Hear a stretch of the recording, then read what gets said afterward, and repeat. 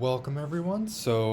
In this video we are going to continue talking about transformations, and this time we are going to figure out the distribution of a particular random variable u that is a function of some other variables y1, y2 to yn, where we're kind of thinking about these y's as having a known distribution. So we know the distribution of each of the y's. We do not know the distribution of u. That's what we're interested in finding. And for our particular case, we're only really going to do this with either a univariate y, so just some function of 1y, or a bivariate case. Okay, so sometimes this method of distribution functions is also called the method of CDFs. So distribution functions refers to cumulative distribution functions, something we talked about earlier in the semester, that are now going to come back. And so what we are going to do here is we're thinking about finding the CDF of u just by the definition of a CDF. And so we're thinking about, again, it's been a little while since we've seen CDFs, but we're thinking about how much probability has accumulated up to some number.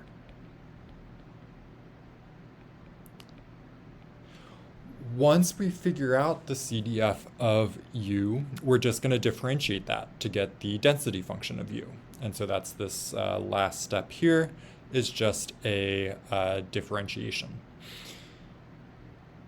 Okay, so this will be a lengthy example. If you could believe it, in this entire video, we are only going to do one example, but that's how long these problems can be. And we're supposing that we've got a random variable y where we know its PDF, and so we know the density of y, and so we're in a setting here where essentially we've just got some little y1 there. Some little y1. We know the PDF of y, and we're interested in finding the distribution of u, which is equal to 3y minus 1. Keep in mind that if the question was just to find the expectation of u or the variance of u, that would be quite straightforward, given our operators, or given our properties for expectation and our properties for variance. But it's not. We want to find the full density function of u. And so we are going to break this down into 4 steps.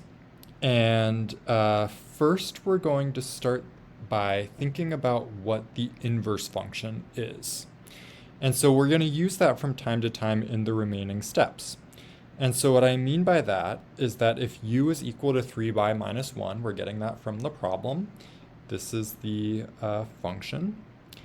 Then the inverse function is what happens when we try to solve for y.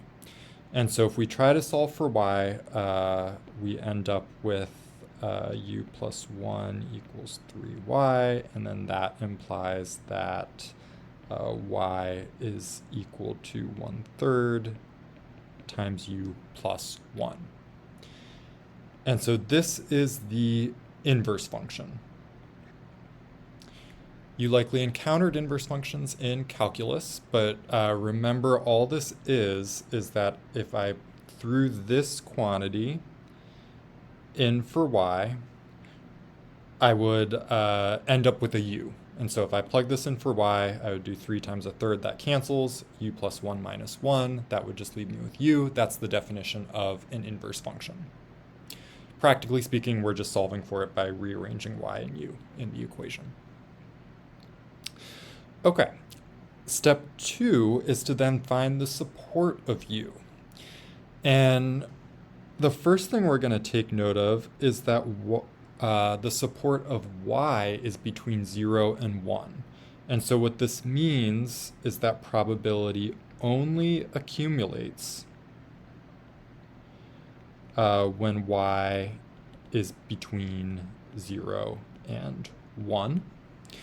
And so we have the support of y. We want the support of u. So again, for y, support is given in the problem.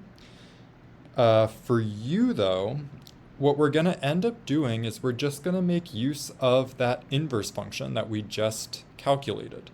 So for u, if the support of y is between 0 and 1, then the support in terms of u must be 1/3 times the quantity u plus 1 must be between 0 and 1. So again, just putting that there. From here, we are just solving this so that u by itself is in the middle. So if I multiply everything by 3, I end up with that. And then if I subtract 1 everywhere, I end up with u support as being between -1 and 2. And what this means, again, is that u accumulates probability between -1 and 2.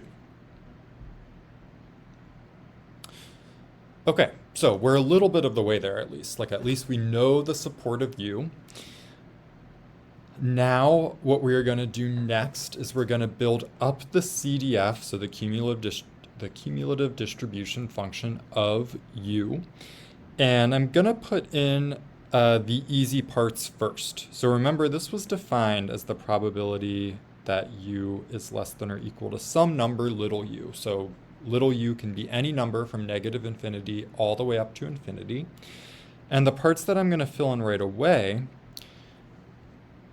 are, I'm going to say, okay, well, if u is less than -1, no probability has accumulated because the support of u is between -1 and 2. So I'm going to put in a 0 there. If u is bigger than 2, then that means all of the probability has already accumulated. Again, because the support of u is between -1 and 2, by the time I reach 2, all of the probability is there, and so I know that that part of the CDF is 1. That leaves me one part left to solve for, and that's the part that u actually has support on. And so see if you can stick with me through some of this logic. So I'm going to start with the definition of the CDF of u. Then I know that u was defined as 3y minus 1. And so I'm thinking ahead. I really want this quantity to be in terms of capital Y, not in terms of capital U, because I know the distribution of capital Y. So what I'm going to do is I'm going to plug in the definition of the random variable u, which is just from the problem. Little u is still just some number, so that just stays the same. And then what I really want to do is I want to make use of the fact that I know the density function of y.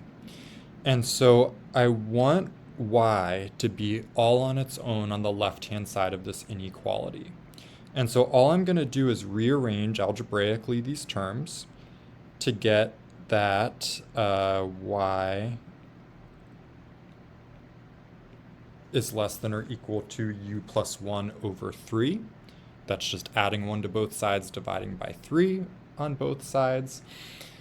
And now we're in much better shape.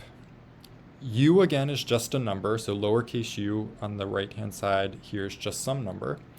And so I can actually then figure out the CDF by integrating from 0 up to 1/3 u plus 1. And because I have a capital Y by itself on the left-hand side of this equation, I know that I could just use the density function of y directly here. So that's 2y dy. Finally, we have a integral that I would rather do by hand instead of going to ChatGPT. So integrating 2y, we get 2 times y squared over 2, which is just y squared. Evaluate it at our bounds of 0 and 1/3 u plus 1. That gives me the quantity 1/3 u plus 1 squared minus 0 squared. I miswrote my squared symbol before, so that should go outside of the brackets. And that is just equal to 1/9 u plus 1 squared. So that's the missing piece.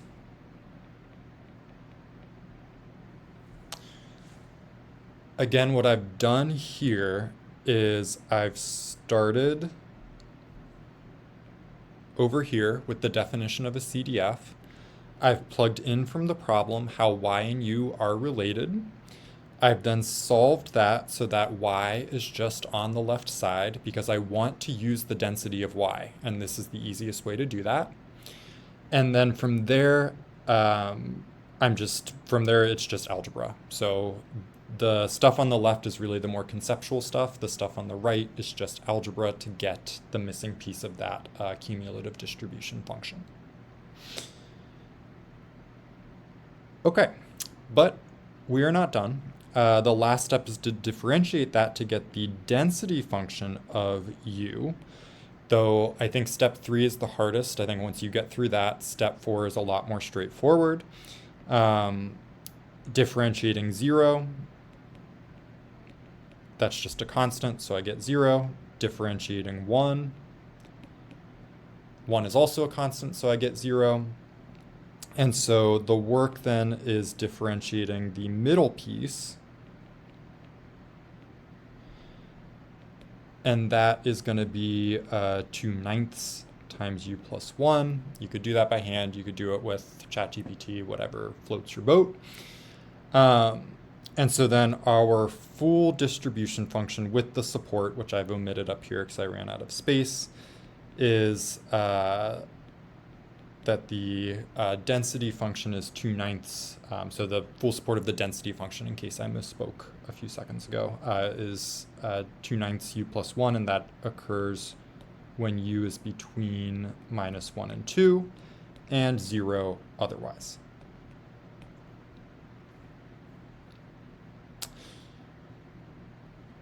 Something you can do, if you would like, is you can check to make sure that we didn't make some algebra mistake. And if we've done this correctly, then the integral between -1 and 2 of 2/9 u plus 1 du, that should equal 1. If that does not equal 1, we do not have a proper probability density function, so we made a mistake somewhere. And so again, I will do this by hand. This is more on the border of what I would want to do by hand, but I don't want to hop over to ChatGPT. So that's 8/9 minus 2/9 minus a half. Cancel. 8/9 plus 1/9 is 9/9, which is 1. So we do at least, it doesn't say for sure that we've done it right, but at least we ended up with a proper probability density function.